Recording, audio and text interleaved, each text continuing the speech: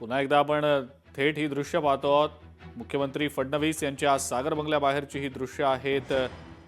आमदार सुरेश धस देखील आपल्याला दृश्यांमध्ये दिसत आहेत। तर स्क्रीनच्या उजवीकडची जी दृश्य आहेत नागपूरमधली आहेत। लाईव्ह दृश्य आहेत। काही वेळापूर्वी ज्या भागामध्ये तणाव निर्माण झालेला होता, दगडफेक झालेली होती, हिंसाचार झालेला होता, त्या भागातली परिस्थिती आता पूर्वपदावर आणण्याचे प्रयत्न पोलीस प्रशासनातर्फे केले जात आहेत। अग्निशमन दलाच्या काही गाड्या देखील घटनास्थळी दाखल झालेल्या होत्या। काही गाड्यांची जाळपोळ समाजकंटकांनी केलेली होती। त्या गाड्यांना जी लागलेली आग होती ती विझवण्यासाठी अग्निशमन दलाच्या गाड्या काही मागवण्यात आल्याचं दृश्यांमध्ये आपण पाहिलेलं होतं। पोलिसांची अतिरिक्त कुमक देखील आता मागवण्यात आलेली आहे।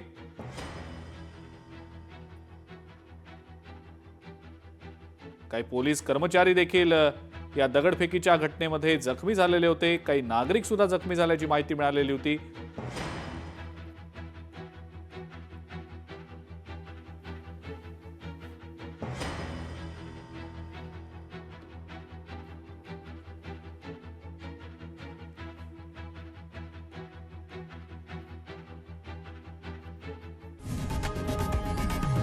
लोकशाही मराठी ऐका, पहा, जागरूक रहा।